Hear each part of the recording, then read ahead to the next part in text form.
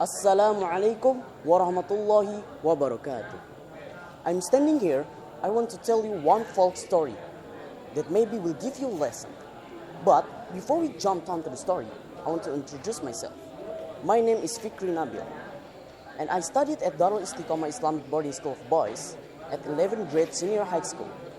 Now, let's jump onto the story under the title Malin Kundang. Once upon a time, on the north coast of Sumatra, lived a poor woman and her son. Her son's name was Malin Kundang. Malin Kundang grew up as a skillful young boy. He always helped his mother to earn some money. However, as they were only fishermen's helper, they still lived in poverty. One day, a large ship of a rich merchant docked nearby Malin Kundang's house. Malin Kundang met one of the successful ship crew, and Malin was offered to join with him. He knew that was a good idea for him to make his dream come true, so he decided to take the chance and return to his home to tell to his mother. "Mom, what if I sail overseas?" asked Malin Kundang to his beloved mother. "Oh, my dear son, I can't let you do that. I've lost your father because he was sailed before and never come back. I don't want to lose you too," said Malin Kundang's mother. But Malin Kundang kept trying to convincing his mother that he'll be alright. "Mom, if I stay here, I'll always be a poor man for the rest of my life. I want to be a successful person," urged Malin Kundang. His mother wiped her tears. "If you really want to go, I can't stop you. I can only pray to God for you to gain success in life," his mother said wisely.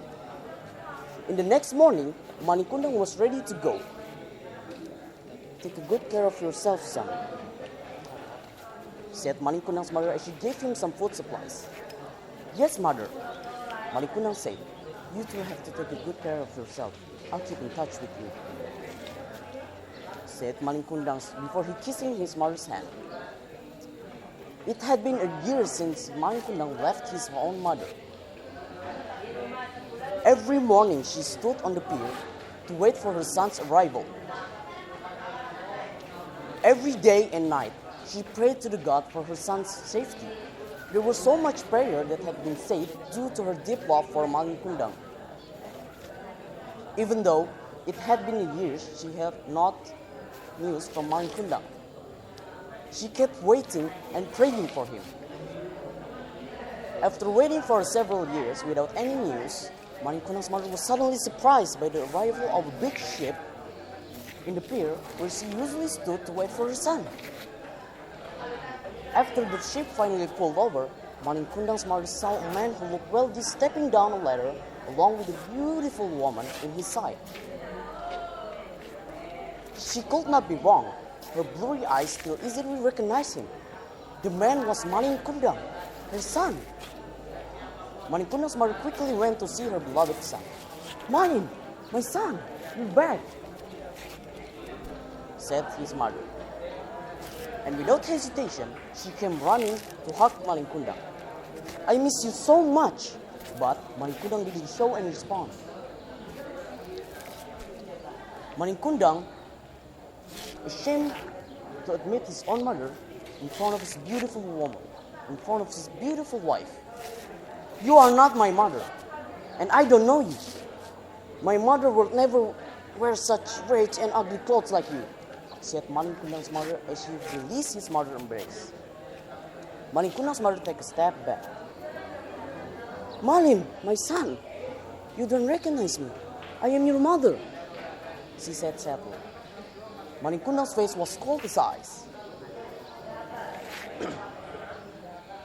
"Guard, take this old woman out of here," Malin Kundang ordered his bodyguard. "Give her some money so she won't disturb me again." Malin Kundang's mother cried as she was dragged by the bodyguard. "Malin, my son, why do you treat your own mother like this?" Malin Kundang ignored his mother and ordered the ship crew to set sail. Malin Kundang's mother sat alone in the pier. Her heart was so hurt. She cried and cried. "Dear God, if he isn't really my son, please let him have a safe journey. But if he is my son, I curse him to become stone. She prayed to the God. In the quiet sea, suddenly, the wind blew so hard and the thunderstorm came. After that, Manikundang's huge ship was wrecked. He was thrown by the wave out of his ship and fell on a small island. Suddenly, his whole body turned into stone. He was punished because not admitting his own mother. The end. Wait, before we close this story, I want to tell you a moral lesson. First, always dutiful to your parents. Number 2, don't be a greedy man.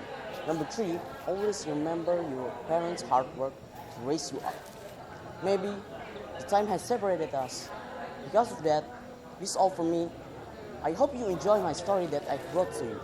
Thanks. Summa assalamu alaikum warahmatullahi wabarakatuh.